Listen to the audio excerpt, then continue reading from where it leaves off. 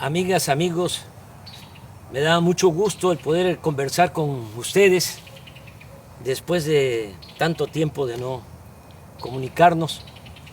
La verdad me da mucho gusto, mucha felicidad el poder platicar con ustedes. Como saben, entregué la banda presidencial a nuestra compañera, amiga, extraordinaria presidenta Claudia Sheinbaum el 1 de octubre del año pasado, hace un año y ya cerca de 2 meses.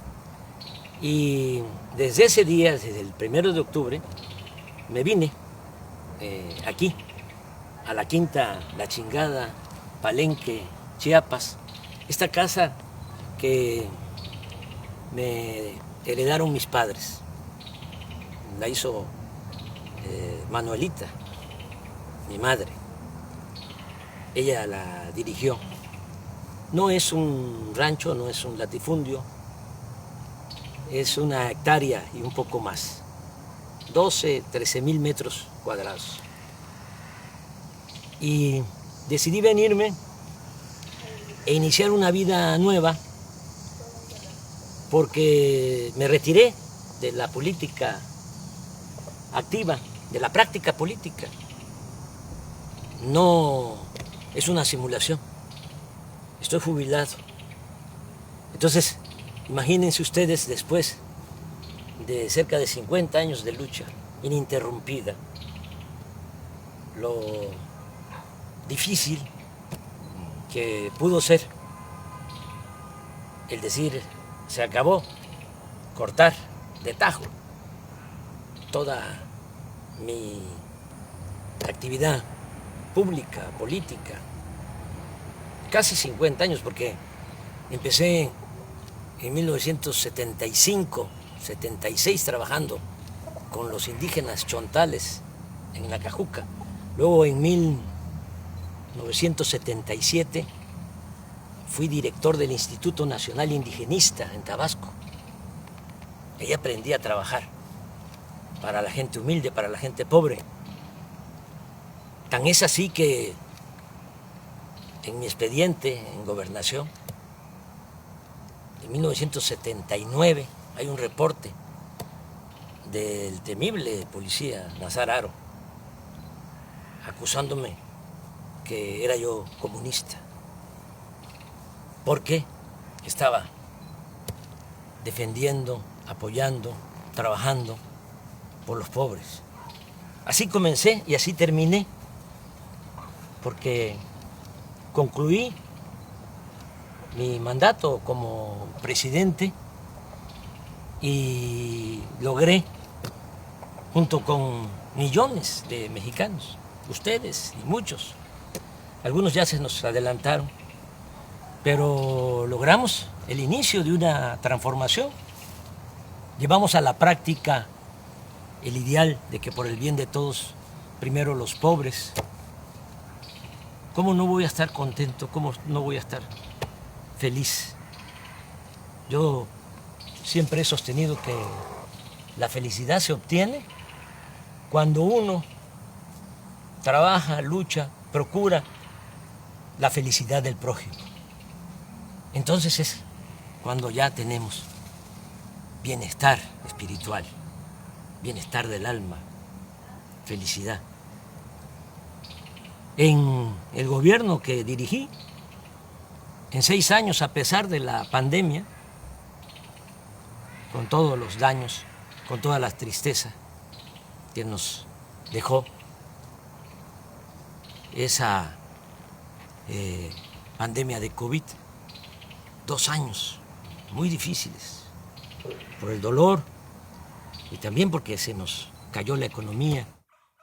Bueno, a pesar de eso, en el tiempo que estuve en la presidencia, salieron de la pobreza 13,400,000 mexicanos. Lo voy a repetir, 13,400,000 mexicanos. Nunca se había hecho eso, nunca, en un sexenio. Es un gran orgullo. Cuando llegué a la presidencia, el 42% de los mexicanos estaban en la pobreza, 42% de toda la población. Cuando dejé la presidencia, ya había bajado, la pobreza se había reducido al 29%. Y hay otros datos. También se redujo la desigualdad, porque México era país de unos cuantos, de los de arriba, de los oligarcas, los que se habían quedado con todos los bienes de la nación, con los bienes del pueblo, con la llamada política neoliberal o neoporfirista, porque lo que aplicaron fue lo que ya había puesto en práctica Porfirio Díaz: entregar los ferrocarriles, entregar el petróleo, entregar las minas, entregar las tierras a extranjeros y a grandes latifundistas vinculados a la cúpula del poder. Pues eso es el llamado neoliberalismo. Entonces, se dedicaron básicamente a saquear y se produjo pues una monstruosa desigualdad. En la época de Salinas, cuando hay más multimillonarios en México, ocupamos el 4.º lugar en multimillonarios en el mundo, en el sexenio de Salinas. 4.º lugar. Primero Estados Unidos, luego Alemania, luego Japón y luego México. Pero millones de pobres. Una injusta, monstruosa, reprobable desigualdad. Bueno, todavía con Calderón, para que tengan una idea, el sector de arriba, de los más ricos, dicen los técnicos, el decil de los que tienen más ingresos. Un rico tenía en la época de Calderón 35 veces más que un pobre del decil, del sector de abajo. 35 veces más. Cuando dejé el gobierno, ya se había reducido la desigualdad a 16%. El rico tenía solo 16% más que el pobre en nuestro país. Y hay otros datos. En el tiempo que fui presidente, los ricos que no les fue mal obtuvieron ingresos a pesar de la pandemia, obtuvieron ingresos del 4%, es decir, incrementaron sus ingresos en 4%, los ricos. Las clases medias en 20%, pero los pobres 35% incrementaron sus ingresos. Le estoy hablando de cifras de datos oficiales que ustedes pueden constatar. Son datos, son cifras del INEGI y del Banco Mundial. Bueno, por eso estoy pues muy feliz. Imagínense cerrar un ciclo así, logrando ese ideal que se convirtió en realidad. Por eso decidí ya retirarme, no sentirme insustituible, porque ese es el otro problema, actuar como cacique, caudillo, jefe máximo, poder tras el trono. No.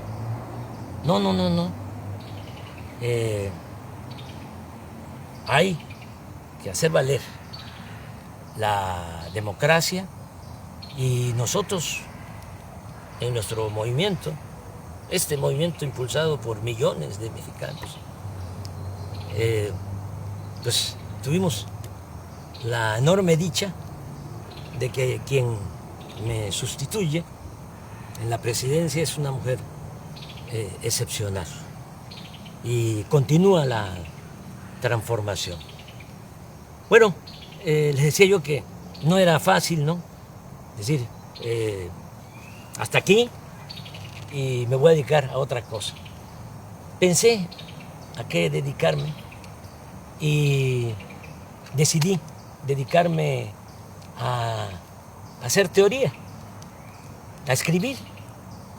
Siempre he sostenido que la política es pensamiento y es acción. Yo sí, desde luego, que pensaba y tengo ideales, tengo principios, que eso es lo que me mueve, pero fundamentalmente fui un hombre de acción en mi quehacer público, político.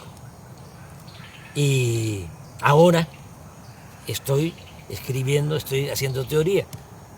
Es teoría y práctica la política.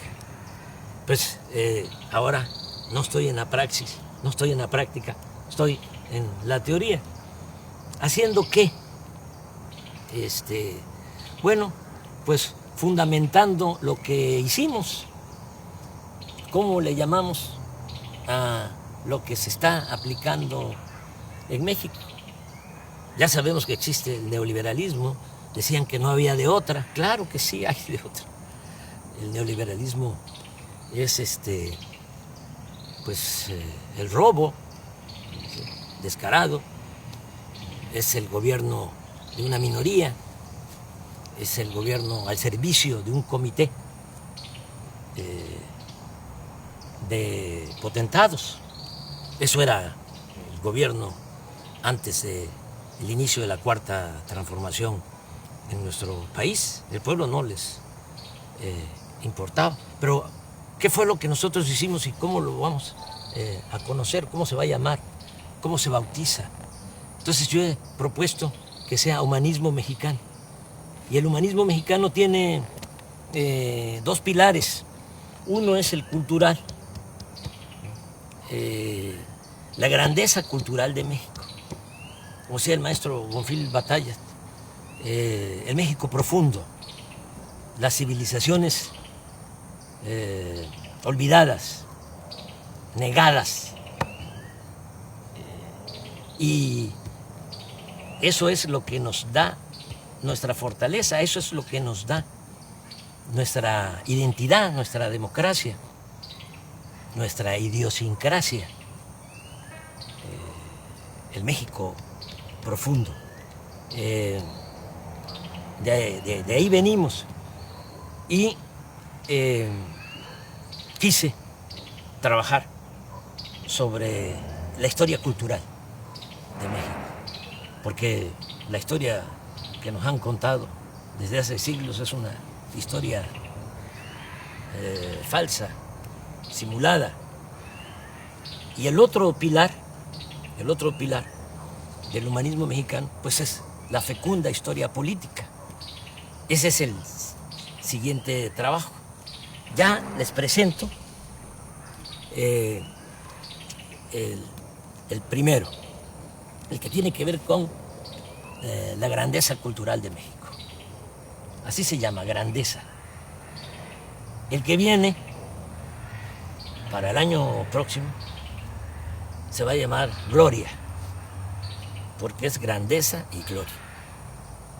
Repito, la grandeza es la historia de nuestras culturas, de nuestras civilizaciones, para desmontar, para echar abajo la historia que crearon, que inventaron los conquistadores, los invasores, y se ha mantenido durante las épocas del dominio de las oligarquías.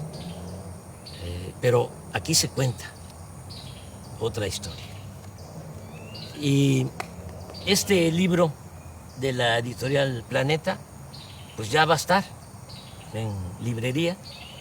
Es el trabajo, es una investigación de más de un año y un mes, trabajando, porque les hablaba yo de mi nueva rutina. ¿Qué hago aquí? Bueno, me levanto temprano, como siempre, camino aquí hay un sendero entre los árboles, son 450 metros, doy 10, 12 vueltas, 5 kilómetros, muy temprano, me baño, luego desayuno, hay una señora Morbi que es la que me ayuda, me hace los alimentos, la comida, la limpieza de la casa, porque Beatriz está en México, viene, yo voy, he ido como 5 veces, claro, de manera muy discreta, para evitar los escándalos. Y se quedó allá porque ya Jesús y Ernesto entró a la universidad y pues tiene que estar ahí, pendiente. Ya ustedes saben cómo somos en México, cómo son nuestras familias. Aunque Jesús ya tiene 18 años, pues ahí está con la mamá, es hijo único. Yo tengo 3 hijos mayores de mi finada esposa Rocío y Jesús con Beatriz. Y claro, nos hablamos todos los días. Bueno, después de que desayuno, como a las 9, me encierro en el despacho a escribir. Me levanto a las 12, me tomo mi pozol, camino un poquito aquí en el corredor de la casa, me vuelvo a sentar hasta las 2,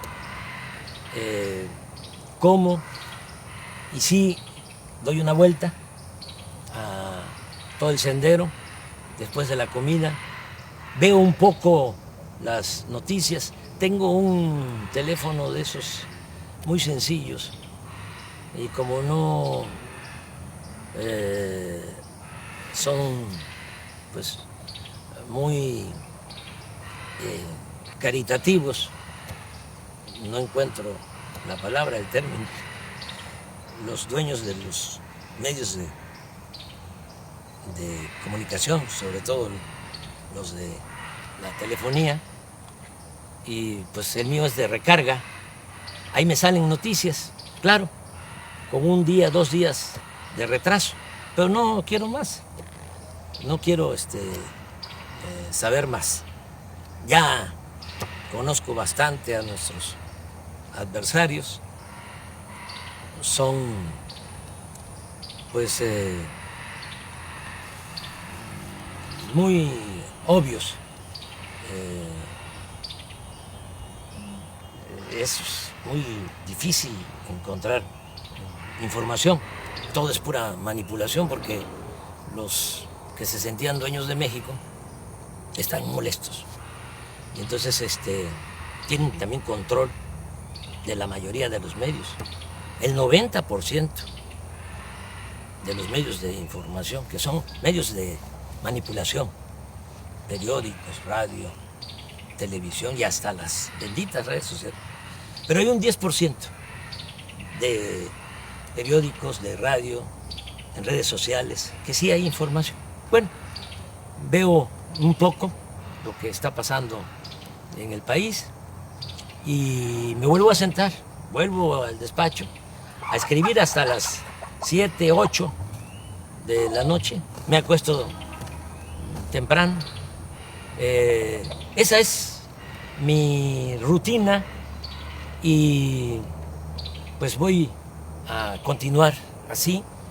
Estoy presentando el libro de esta manera porque no puedo ir a presentarlo a México, a las plazas públicas. Me gustaría mucho, pero ¿saben qué?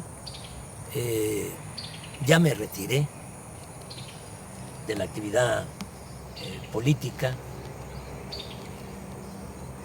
No hay que hacerle sombra a nuestra presidenta. Ella es la que conduce y lo está haciendo muy bien. No hay que dividirnos, hay que estar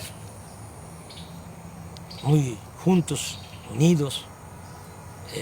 aquí está la lección de cómo se crearon grandes civilizaciones en México. Esta civilización, la gran cultura olmeca, cultura madre, que floreció 1000 años antes de Cristo y nos dejó la invención del calendario, del cero, de la escritura, y estas piezas, cabezas colosales, de basalto, imagínense la organización que tenían, la organización social, política, que estas piezas son de 25 toneladas aproximadamente, basalto. Y el basalto lo trasladaban desde la Sierra de los Tuxtla, en Veracruz. Cómo lo trasladaban en balsas por el mar y lo metían por el río Coatzacoalcos, porque la primera ciudad olmeca fue San Lorenzo, ahora es el municipio de Texistepec, muy cerca de Cozoleacaque, de Minatitlán, de Acayucan, ahí en el Istmo. Ahí se fundó la primera ciudad olmeca. Entonces, por el río Coatzacoalcos hasta San Lorenzo, que es una isla, y también hasta La Venta, Huimanguillo, Tabasco, que es la otra gran ciudad, en balsa. Todos estos fragmentos de piedra para que los artistas olmecas esculpieran, hicieran estas grandes cabezas colosales, y también un arte fino, porque hasta lo pequeño es hermoso en las grandes civilizaciones que florecieron en nuestro país. Las ofrendas con personajes pequeños de jade, porque a diferencia de Europa, a nosotros nos gustaba más, a nuestros antepasados, el jade que el oro. Lo que ponía loco a los europeos y a los españoles era el oro. Por eso fue la conquista, porque traían hambre de oro, codicia de oro.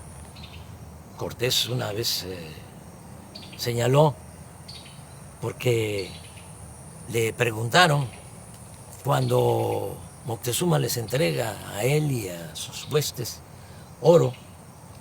Entonces los soldados conquistadores empezaron a gritar y a brincar, dice la crónica, como monos. Entonces le preguntaron a Cortés que por qué les importaba tanto el oro. Aquí el dinero, la moneda era el cacao, y desde el punto de vista artístico, cultural, era el jade. Y la respuesta de Cortés fue: porque nosotros tenemos una enfermedad del corazón que solamente se cura con el oro. Entonces, era otra cosa. En el México prehispánico no había esa codicia, no había esclavitud, la tierra era comunal y había mucha, pero mucha fraternidad, lo que se conoce como solidaridad.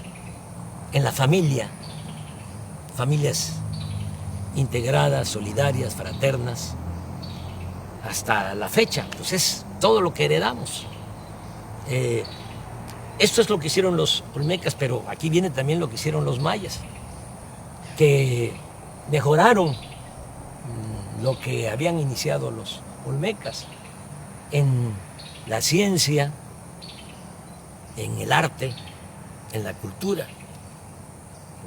Van ustedes a Palenque y van a encontrar el Templo de las Inscripciones, que se hizo para sepultar a Pacal, el principal de Palenque. Como ya se pueden descifrar los jeroglíficos, ya se sabe que ese personaje se llamaba Pacal, pero imagínense, hacerle un gran monumento, una pirámide.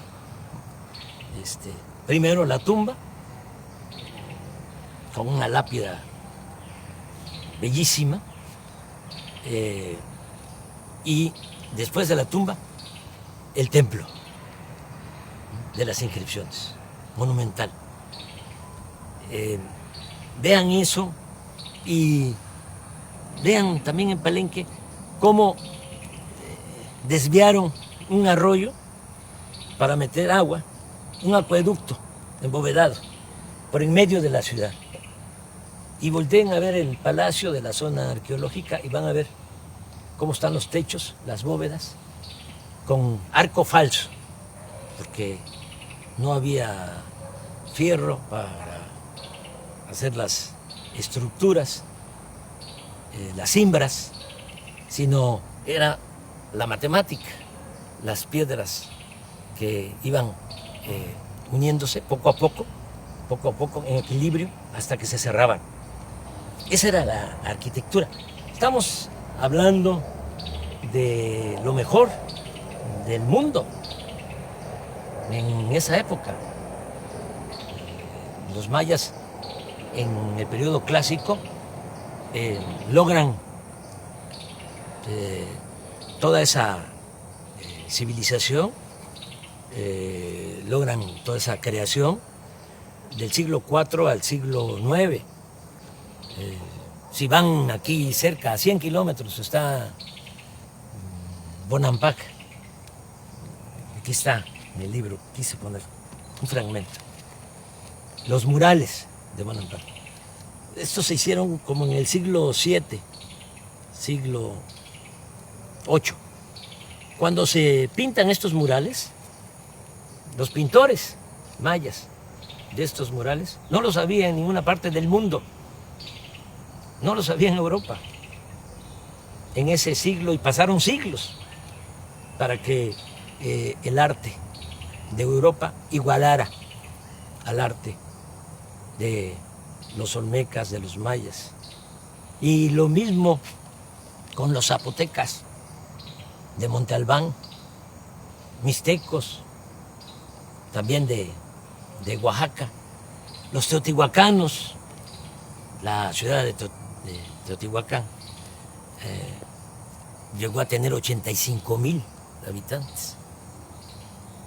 Y desde San Lorenzo, la primera ciudad olmeca, decía yo, que se funda 1000 años antes de la era cristiana, ya tenía drenaje. Ya hablé de Palenque, que tenía acueducto, que tenía drenaje. Desde luego, Teotihuacán, drenaje. Xochicalco, en Morelos, drenaje. Todas las ciudades. Tenochtitlán, de los mexicas, hasta los que la destruyeron, los conquistadores, quedaban admirados de la grandeza de Tenochtitlán. Estaban destruyendo, decían ellos, la más bella ciudad del mundo. Bueno, pero ¿qué pasó? ¿Qué pasó? ¿Por qué eso no se sabe? Porque hubo toda una campaña, a partir de que llegaron los conquistadores, como todos los invasores, tenían que justificar sus atrocidades, tenían que justificar por qué venían a saquear. Y entonces echaron a andar una campaña, una propaganda negra, hablando de que los indígenas debían ser esclavos, porque Aristóteles, 18 siglos antes, había propuesto la teoría de que hay quienes nacemos para ser esclavos y hay quienes nacemos para ser libres o amos. Y los humanistas de ese entonces de España, humanistas entre comillas, con ese argumento sostenían que los indígenas tenían que ser esclavos, que no tenían alma, que eran como animales y que además ellos venían a civilizarnos. ¿Qué sucedió?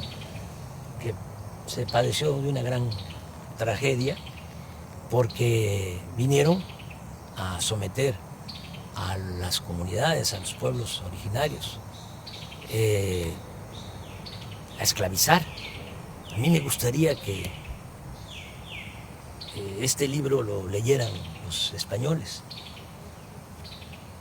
porque aquí van a ver cómo marcaban, erraban con el fierro del rey en el rostro a los indígenas para esclavizarlos. Y otros horrores. Entonces, ¿qué hicieron? Pues echaron a andar toda una campaña diciendo, son bárbaros, son salvajes, pero además hacen sacrificios de sangre, arrancan los corazones, los exponen, los ofrecen a los dioses. Todo es pura mentira, y eso lo demuestro. No hubo sacrificio. Cortés dice, ese fue el que creó todo.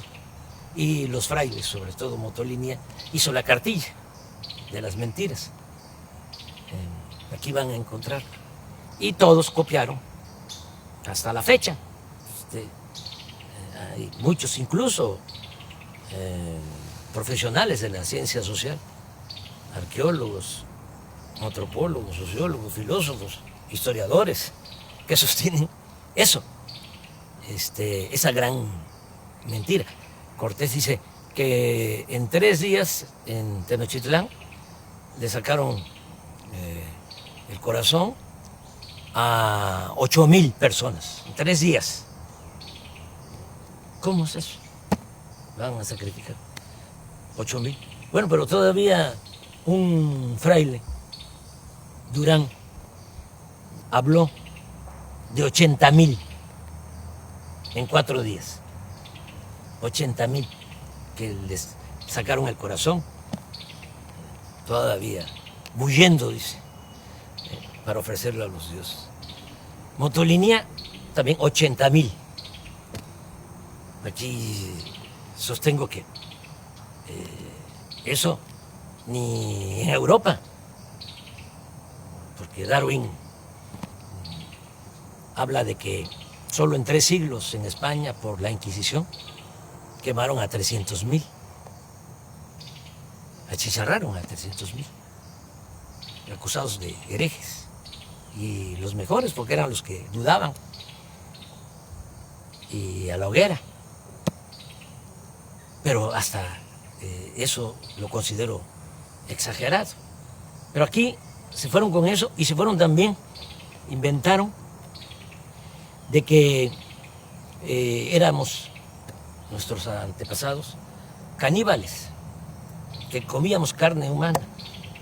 Nadie vio un sacrificio, nadie vio que se comieran a una persona.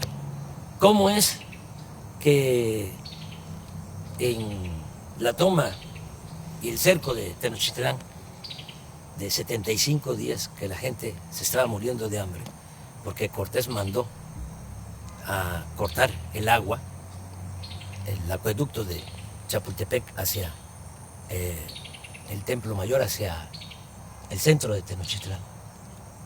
Lo mandó a destruir y además con los indígenas aliados que querían quitarse el yugo de los mexicas, pero inocentemente se pusieron un yugo más grueso, un yugo mayor.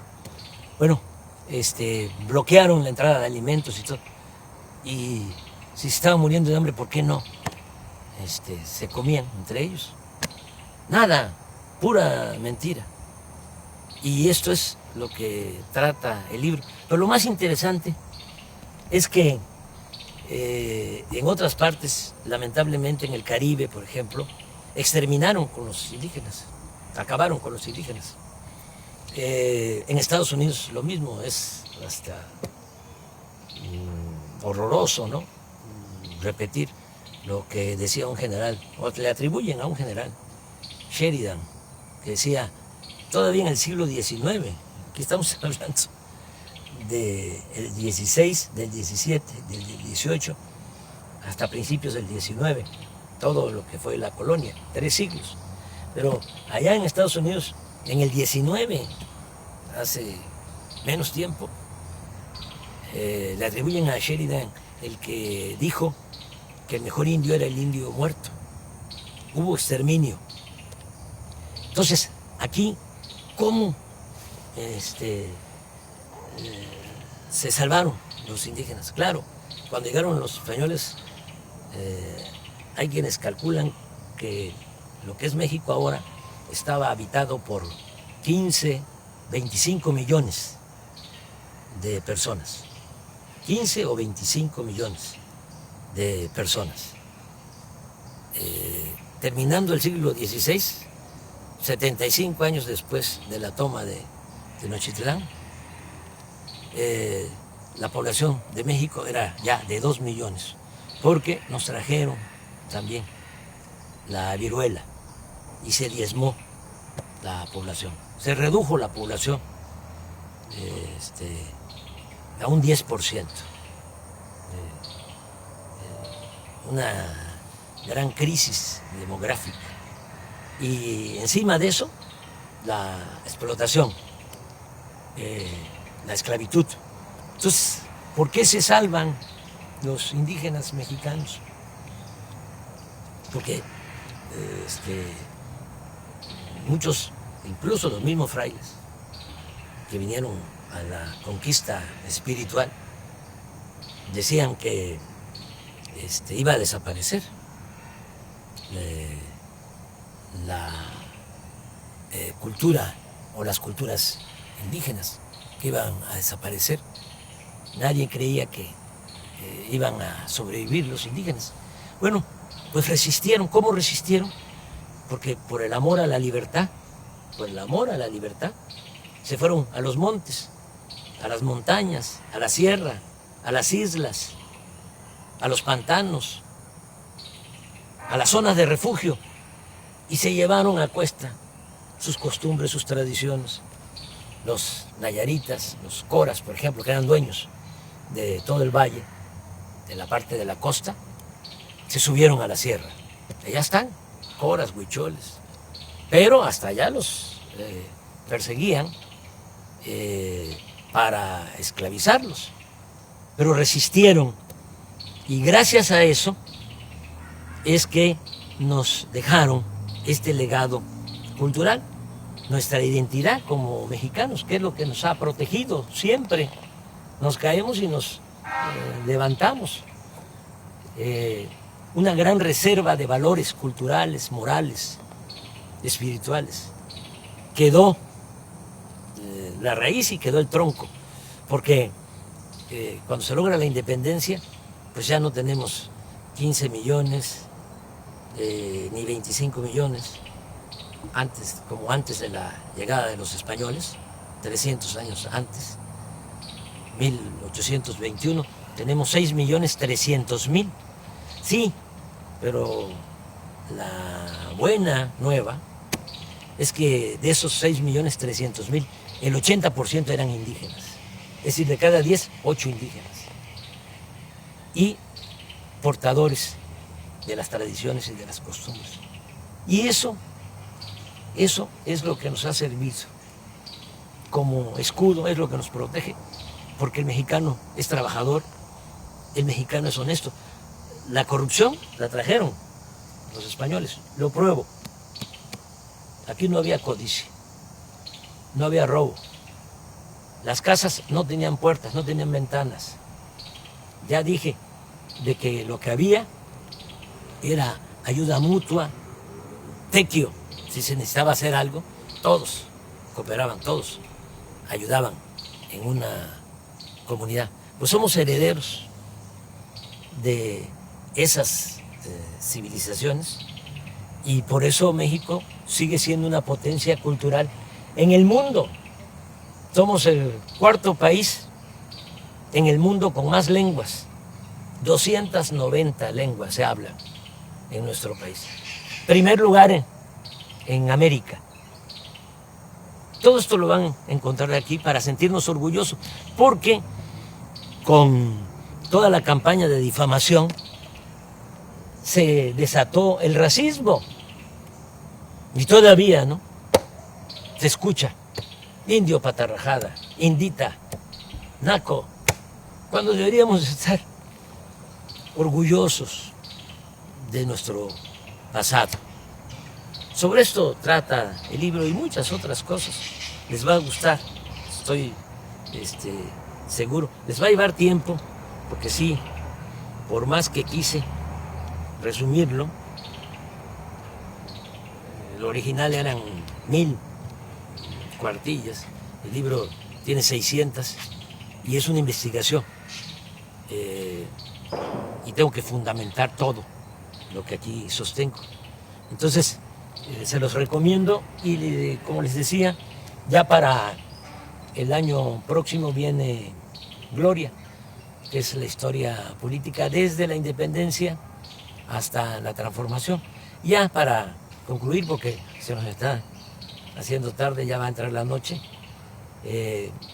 comentarles que hay que estar apoyando mucho a la presidenta. Es la mejor presidenta del mundo. Tenemos esa enorme dicha. Vean cómo son los presidentes, los jefes de Estado en otros países y comparen. Además, fiel al pueblo, fiel a los principios de la transformación, sosteniendo que solo el pueblo puede salvar al pueblo. Solo el pueblo puede salvar al pueblo. ¿O no es cierto? Van a salvar al pueblo los de arriba, los ambiciosos, los que están enfermos de poder y de dinero sobre todo. No, es el pueblo el que salva al pueblo. Y con el pueblo todo y sin el pueblo nada. El pueblo es el que manda en la democracia. Y por el bien de todos, hasta de los ricos, por el bien de todos, primero los pobres. Si no se atiende a la gente humilde, a la gente pobre, no se logra la paz. La paz es fruto de la justicia. Y nosotros tenemos paz y hay estabilidad política. Nada más que como puede más el sectarismo, el dogmatismo, el fanatismo de nuestros adversarios, puede más que el sentido común, no internalizan nada, ¿no?, de lo que se ha hecho y se va a seguir haciendo. Y hay que apoyar mucho a la presidenta, porque todavía es temporada de sopilotes. Y hay buitres, y hay halcones. Aquí no, aquí hay pajaritos, miren. Y al rato vienen las guacamayas, y vienen tropas de monos, de zaraguatos. Esta es mi vida, pero regresando, apoyar mucho a la presidenta. Yo no voy a recorrer el país, les comentaba, para presentar el libro, porque voy a seguir retirado, jubilado. Solo saldría a la calle por 3 razones. Una, si atentaran contra la democracia, como lo hacían antes, decían los grandes fraudes, ¿no?, los potentados, los oligarcas, con los corruptos, para que el gobierno estuviese a su servicio. Y eso ya no se puede permitir, de ninguna manera, porque para el pobre tiene un significado distinto la democracia. Para el pobre la democracia es la sobrevivencia, es poder mantener a la familia, tener ingresos para garantizar la salud, el estudio de los hijos. Para el que tiene recursos puede ser un deber cívico y no pasa nada. Por eso hay quienes votan por los candidatos o candidatas más guapas o más guapos. Pero para el pobre es su sobrevivencia.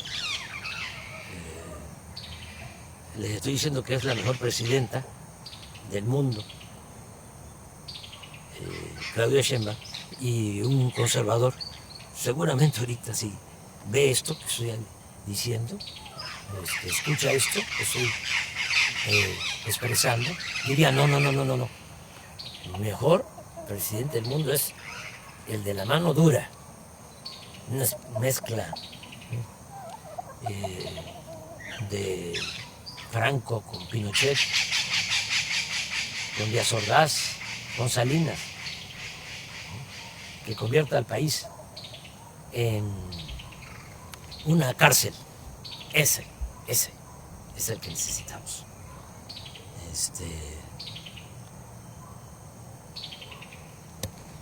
Una gente que no le tiende la mano dura, dictadura. O otro presidente, acabo de escuchar leer a un texto de un presidente, una declaración, diciendo, hace como un mes antes de una elección que hubo en el sur de nuestra América, de que él no iba a darle ningún apoyo a los discapacitados, porque ese era un problema de los discapacitados, eran libres y ellos tenían que resolver su problema. Así son los conservadores, así piensan. Yo recuerdo que Fox decía que para qué darle pensión a los adultos mayores, que había que ponerlos a trabajar. Ese es el pensamiento conservador. Nosotros pensamos distinto. Nosotros pensamos que el Estado tiene una responsabilidad social. El gobierno no puede incumplir con su responsabilidad social. El gobierno tiene como objetivo garantizar el bienestar y la felicidad del pueblo. Ese es el objetivo principal del gobierno. No estar al servicio de una minoría rapaz. Entonces, hay que apoyar mucho a la presidenta, nuestra presidenta. Les decía, yo saldría para defender la democracia, saldría también para defenderla a ella. Si hay intentos de golpe de Estado, si la acosan, salgo. Entonces sí, pero eso no creo que pase. De todas maneras, no está mal que sepan en qué circunstancias sí podría yo salir, sí saldría yo a la calle. Y la tercera razón por la que saldría a la calle sería defender la soberanía de México, porque nuestro país es libre y es independiente, es soberano. Nosotros no somos colonias de ningún país extranjero. Nos ha costado mucho ser un país independiente, soberano. Y si se violara la soberanía, entonces sí saldría a la calle. Ya nos está llegando la noche. Ya nada más despedirme, decirles que les quiero mucho, sinceramente. Mucho, mucho, mucho. Que amor con amor se paga. Como decía el inolvidable Juan Gabriel. Es amor eterno. Un abrazo de todo corazón.